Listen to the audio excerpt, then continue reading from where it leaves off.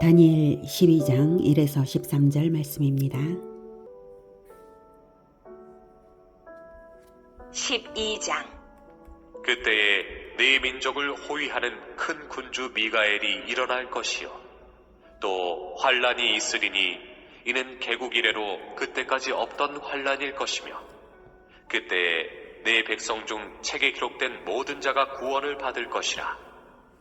땅의 티끌 가운데에서 자는 자 중에서 많은 사람이 깨어나 영생을 받는 자도 있겠고 수치를 당하여서 영원히 부끄러움을 당할 자도 있을 것이며 지혜 있는 자는 궁창의 빛과 같이 빛날 것이요 많은 사람을 옳은 대로 돌아오게 한 자는 별과 같이 영원토록 빛나리라. 다니엘아, 마지막 때까지 이 말을 간수하고 이 글을 봉함하라. 많은 사람이 빨리 왕래하며 지식이 더하리라. 사랑하는 형제 여러분, 8월 25일 금요일 저녁 목상에 오신 것을 환영합니다. 주전 536년 바사왕 고레스 3년에 히데겔 강가에서 3주간의 금식 기도 중에 받은 묵시의 마무리로 본장이 다니엘 마지막 장입니다. 11장에서는 바사 제국의 중흥과 멸망, 헬라 제국의 발흥과 4대 지역으로의 분열 및 시리아, 애굽 간의 계속 반복되는 전쟁과 유대에 대한 박해를 예언했습니다. 특별히 시리아의 셀류쿠스 왕조 제8대 왕 안티오쿠스 4세 에피파네스의 성전 모독 및 유대교 박해 사건 등은 적그리스도의 예표로서 예언되었습니다. 성경에 나오는 구속사는 바사 시대까지로 구약 성경 기록은 거기까지로 성경 기록은 마치고요. 신약 시대까지 사이에 400여 년 동안은 선지자도 없고 성경 기록도 없는 침묵기입니다. 구약 성경에서 창세기와 출애굽기 사이가 400여 년 침묵기였던 것과 유사하죠. 이 침묵기에 하나님께서 일하시지 않는가 하면 그렇지 않습니다. 세속사 속에서 하나님은 모든 것을 섭리하고 계시다는 것을 가브리엘 천사의 이 예언으로서 다 예고해 놓은 것입니다. 실로 역사의 주인은 하나님이십니다. 지금도 그렇습니다. 성경이 기록되고 있지는 않지만 세속사 속에서 하나님은 일하고 계시고 하나님 나라 교회 공동체는 전 세계 모든 민족으로 번성해 가고 있는 때입니다. 창세기와 출애굽기 사이 400여 년 동안 이스라엘은 번성을 거듭하고 있었던 것처럼 말입니다. 그 번성은 하나님께서 하신 일이죠. 또한 헬라 제국 시대에 헬라 왕들을 사용하셔서 이스라엘에 대한 연단을 거듭하고 계신 것처럼 그 침묵기에 그렇게 일하신 것처럼 지금 우리 시대 또한 연단의 시대라고 말할 수 있겠습니다. 연단과 번성의 시대는 소망이 있습니다. 연단의 목적은 하나님 형상을 회복하기 위함이고요. 번성의 목적은 하나님 나라를 완성하는 충만수까지 가득 차기 위함입니다. 그러므로 주님께서 오실 때를 바라보면서 하나님의 연단을 순종으로 받고 번성을 거듭하는 우리 모두가 되기를 기원합니다. 자, 가브리엘의 예언이 계속되는데요. 4절에 보면 다니엘아 마지막 때까지 이 말을 간수하고 이 글을 봉함하라 라고 말합니다. 다니엘에게 말한 이 예언이 그저 헬라 제국에 대한 것만이 아니라 마지막 때에 관한 교훈임을 알게 하죠. 마지막 때까지 이 말을 간수하라. 성경의 예언들은 모두 이렇게 복합성을 가지고 있습니다. 1차적 성취가 있고 궁극적 성취가 있습니다. 똑같은 예언에서요. 궁극적 성취를 위하여서 전부 모든 예언들이 하나의 일관성을 가지고 제시된 것입니다. 우리 주 예수 그리스도의 나라를 위한 목적으로 성경의 모든 예언은 연결되어 있습니다. 1절부터 보죠. 자, 그래서 이 모든 것이 마지막 때를 위한 예언이라는 걸 알 수 있는데, 자, 1절 그때에 내 민족을 호위하는 큰 군주 미가엘이 일어날 것이요 또 환란이 있으리니 이는 개국 이래로 그때까지 없던 환란일 것이며 그때에 내 백성 중 책에 기록된 모든 자가 구원을 받을 것이라. 여기서 1절에 그때에는 72일의 마지막 때를 말합니다. 내 백성 중 책에 기록된 모든 자가 구원을 받을 때, 즉 생명책에 기록된 그리스도의 모든 백성이 구원을 받을 때이니까 마지막 때죠. 자, 그런데 이제 그때 70일의 마지막 때, 70일회로 상징된 전체 역사 중에 마지막 한 일에는 심판과 구원이 혼재되면서 하나님께서 날들을 감하시는 기간입니다. 하나님께서 이 전체 역사를 71회로 정하셨다고 가브리엘 천사가 말을 했어요. 71회로 상징한 거죠. 전체 역사를. 그 중에 마지막 일회는 아주 중요합니다. 심판과 구원이 혼재되면서 하나님께서 날들을 감하시는 기간이 마지막 한 일회입니다. 그래서 여기 가브리엘이 말하는 것도 환란도 있고 그리고 구원도 있다라고 1절에 환란과 구원을 말하고 있지 않습니까? 그래서 환란도 있고 구원도 완성된다라고 하는 것입니다. 역사의 마지막 총력전이 벌어지는 때라서 큰 군주 미가엘, 즉 천사장 미가엘이 앞장서서 싸운다고 하는 것입니다. 천사장 미가엘에 대한 성경의 기록들을 살펴보면 이제 신약성경 유다서에서는 모세의 시체를 지키기 위해서 사탄과 논쟁하는 천사장으로 언급되고요. 요한계시록에는 즉 사탄이죠. 용 즉 사탄을 대항하여 싸우는 천군으로 소개되고요. 그래서 미가엘은 사탄의 세력을 대항하여 거룩한 전쟁을 수행하는 천사장이고요. 하나님의 백성을 보호하는 수호천사입니다. 하나님의 선한 뜻을 수행하는 천사장이라고 말할 수 있겠습니다. 참고로 천사 가브리엘은 하나님 앞에서 시중돌며 하나님의 계시를 전달하는 사명을 주로 맡았습니다. 자, 어쨌든 이제 천사장 미가엘을 얘기하는 것은 마지막 총력전이다라고 하는 것을 의미하는 표현으로 그렇고요. 그다음 71회에 대해서 다시 이제 확인할 필요가 좀 있는 것 같습니다. 71회에 대해서 9장에 나온 부분 제가 다시 읽어 보겠습니다. 9장 24절부터 27절까지 내 백성과 내 거룩한 성을 위하여 71회를 기한으로 정하였나니 하나님께서 기한으로 정했습니다. 71회를 기한으로 정하였나니 허물이 그치며 죄가 끝나며 죄악이 용서되며 영원한 의의가 드러나며 환상과 예언이 응하며 또 지극히 거룩한 이가 기름 부음을 받으리라. 그러므로 너는 깨달아 알지니라. 예루살렘을 중건하라는 영이 날 때부터 기름 부음을 받은 자 곧 왕이 일어나기까지 7일회와 62일회가 지날 것이요.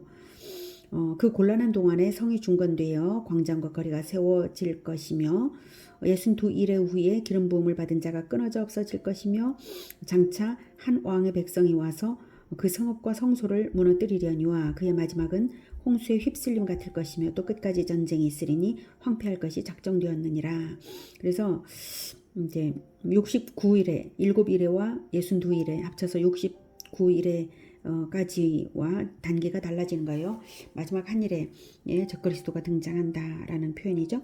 계속 27절 그가 장차 많은 사람들과 더불어 한 일회 동안의 언약을 굳게 맺고 즉 왕이 되어서 그 일회의 절반에 제사와 예물을 금지할 것이며 또 포악하여 가증한 것이 날개를 의지하여 설 것이며 또 이미 정한 종말까지 진노가 황폐하게 하는 자에게 쏟아지리라 하였느니라 하니라. 자, 이렇게 내 백성과 내 거룩한 성을 위하여 71회를 기한으로 정하셨다. 즉 역사의 총 기간을 하나님이 정하셨는데 그 기간의 목적은 내 거룩한 성을 위한 기간, 즉 연단의 기간, 내 거룩한 성을 거룩하게 하기 위한 기간이죠.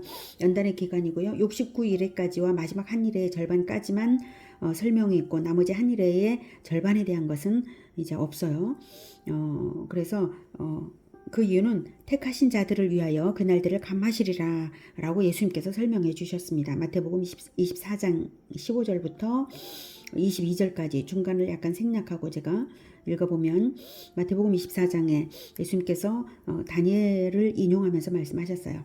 15절부터 그러므로 너희가 선지자 다니엘이 말한 바 멸망에 가증한 것이 거룩한 곳에 선 것을 보거든 읽는 자는 깨달을진저 그때에 유대에 있는 자들은 산으로 도망할지어다. 여기서 뭐 굳이 꼭 산이어야 하냐 이런 것보다도 이거는 예언의 복합성에 따라 주후 70년에 있을 예루살렘 멸망 때의 사건을 함축하신 표현입니다. 그래서 예루살렘 성으로 도망가지 말고 성과는 반대로 산으로 도망해라 이런 거죠. 그래서 어떤 종교의 그 핵심을 향해서 가지 말고 오히려 변방으로 가라 이런 의미라고 저는 생각을 합니다. 마지막 때에는 변방으로 이제 가라, 선교지로 가라 이런 의미로 저는 생각을 합니다. 자, 아무튼 계속 이제 중간 부분 생략하고 21절에 마태복음 24장 21절에 이는 그때에 큰 환란이 있겠습니다. 환란이 있다는 거예요. 환란은 주로 핵심부 중심으로 해서 있는 거죠. 예, 큰 환란이 예루살렘에 있는 거니까요. 큰 환란이 있겠습니다. 창세로부터 지금까지 이런 환란이 없었고 후에도 없으리라. 그날들을 감하지 아니하면 모든 육체가 구원을 얻지 못할 것이나 그러나 택하신 자들을 위하여 그날들을 감하시리라 라고 하셨어요. 바로 감하시기 때문에 원래 하나님께서 정하신 날수가 70일에 70주간이라는 거잖아요. 그 상징수 70주인데 그 70주 전체를 다 사용하시지 않으시고 감하신다고 하셨고 한 일의 절반에 대해서는 설명이 없으니까 바로 그 부분을 말씀하신 거죠. 감하신다는 게. 그래서 70일에가 상징수이기 때문에 문자적으로 70주간이 아닌 것은 이제 아시겠죠? 역사 전체를 상징하는 기간이고요. 70은 70년 포로 기간이 모티브가 되어서 1회 즉 7일은 전체 기간이라는 상징의 완전수잖아요. 7일 완전수. 하나님께서 6일간 창조하시고 안식까지 하신 7일을 말합니다. 그러니까 완전수예요. 전체 기간을 의미합니다. 자, 연단의 70년을 7번 거듭하는 기간이다. 즉 완전한 연단으로서 거룩을 성취하는 기간이다. 라는 게 바로 71회입니다.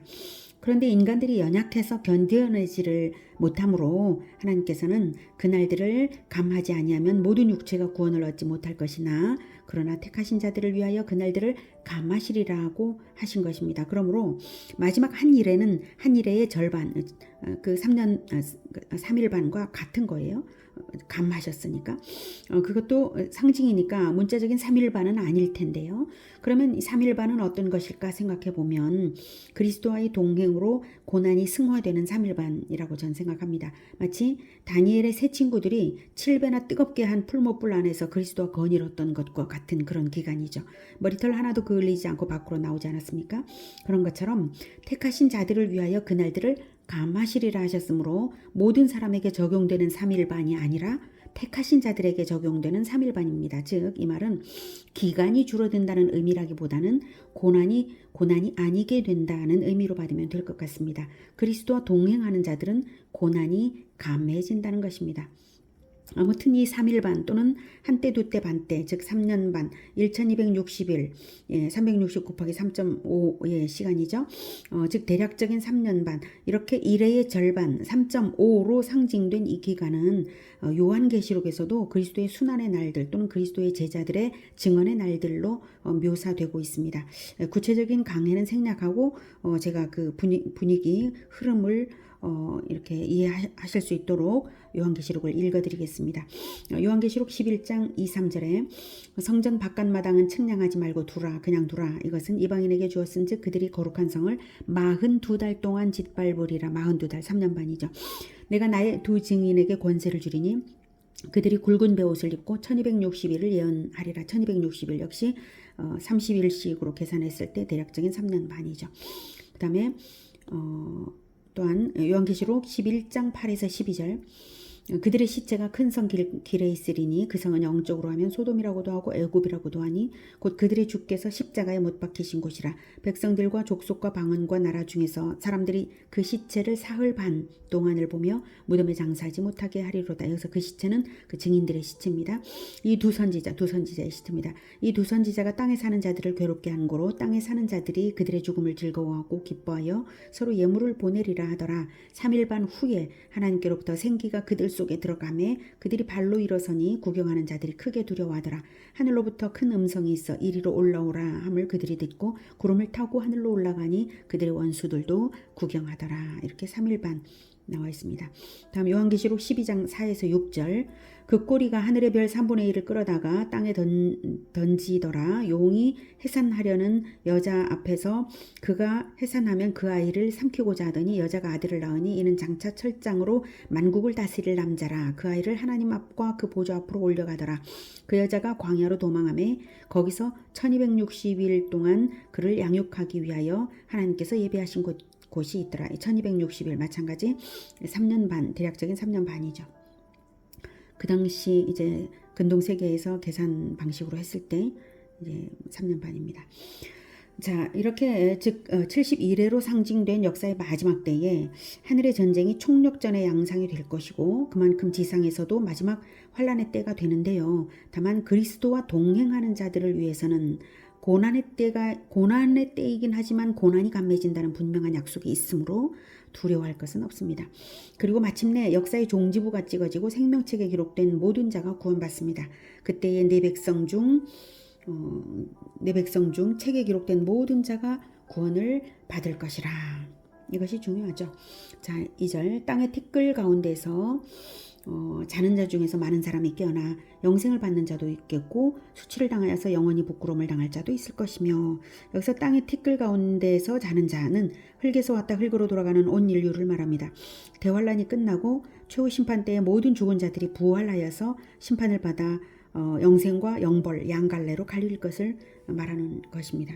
3절 지혜 있는 자는 궁창의 빛과 같이 빛날 것이요 많은 사람을 옳은 대로 돌아오게 한 자는 별과 같이 영원토록 빛나리라. 네, 마지막 심판의 때에 진정 지혜 있는 자가 어떤 사람이겠습니까? 바로 많은 사람을 옳은 대로 돌아오게 한 자, 그가 바로 지혜 있는 자라는 말이죠. 어떤 사람이겠습니까? 바로 그리스도의 복음, 진리의 빛을 많은 사람들에게 전하여서 옳은 대로 돌아오게 하고 마지막 환란을 그리스도와의 동행으로 이겨내고 승리하는 자를 말합니다. 많은 사람들을 돌아오게 하고 많은 사람들을 함께 승리하게 하는 그 자죠. 잠언 11장 30절에서는 의인의 열매는 생명나무라 지혜로운 자는 사람을 얻느니라 라고 말합니다. 생명나무가 생명열매를 맺고 많은 생명나무로 번성하듯이 사람들을 영생으로 데려가도록 생명의 말씀으로 번성하게 하는 의로운 자가 바로 가장 지혜로운 자이고 생명나무인 것입니다. 별과 같이 영원히 빛나는 우리 모두가 되기를 축원합니다. 4절 다니엘아 마지막 때까지 이 말을 간수하고 이 글을 봉함하라. 그래서 여기서 봉함하라는 말은 감추라는 뜻이 아니라 간수하라는 말과 같은 의미인데 강조한 것입니다. 간수하고 또 간수하라 이거예요.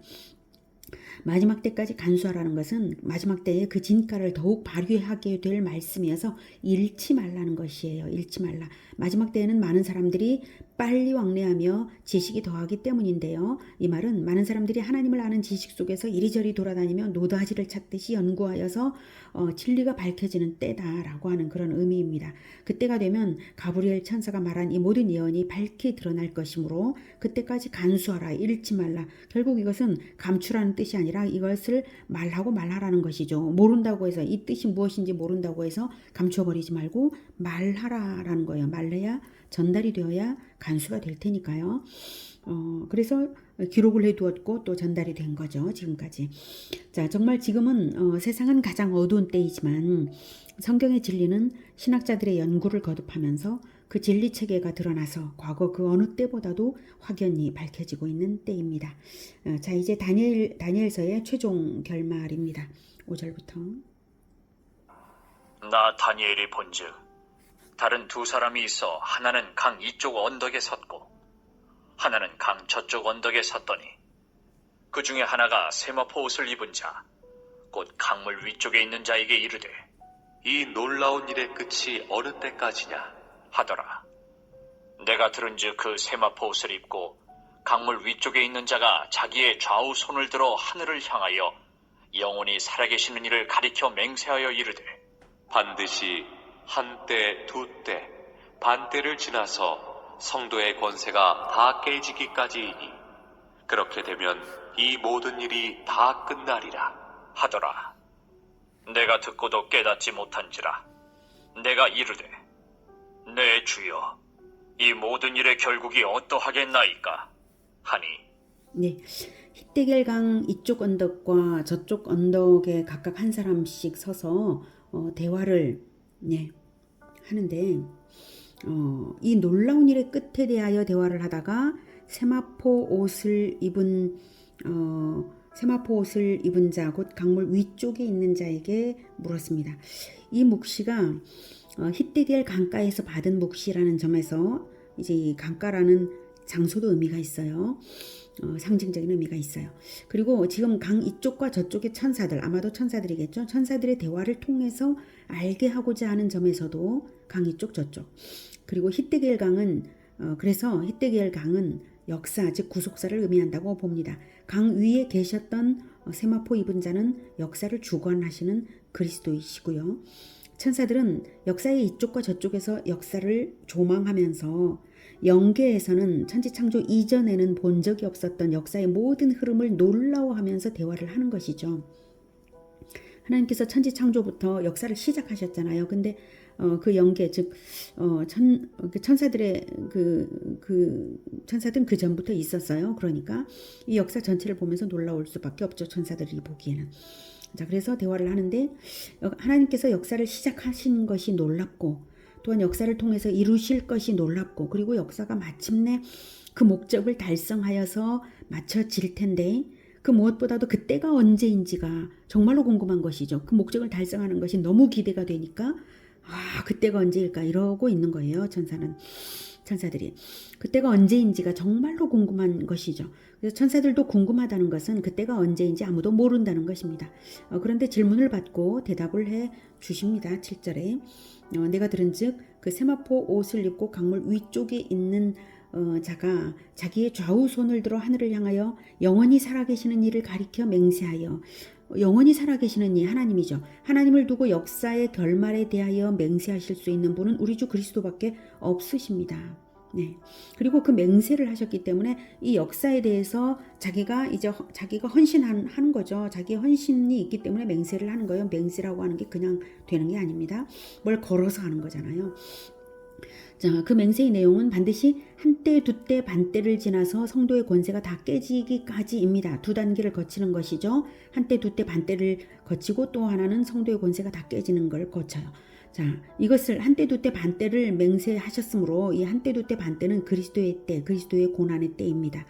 그리스도가 한때, 두때, 반때의 고난을 걸어서 이 역사를 통해서 완성될 그것을 이제 걸었기 때문에 하늘을 향해서 맹세를 한 것입니다. 자, 실제로 예수님께서 공생애를 지내신 기간이 약 3년 반입니다. 그것을 가리키는 것이라고 저는 생각합니다. 그래서 반드시 한때, 두때, 반때를 먼저는 거쳐야 하고요. 그것이 하나님과의 맹세이고요. 다음으로는 성도의 권세가 다 깨지기까지의 연단의 기간이 있다는 것입니다. 즉 그리스도의 순환의 때와 성도의 연단의 기간을 거쳐야 끝이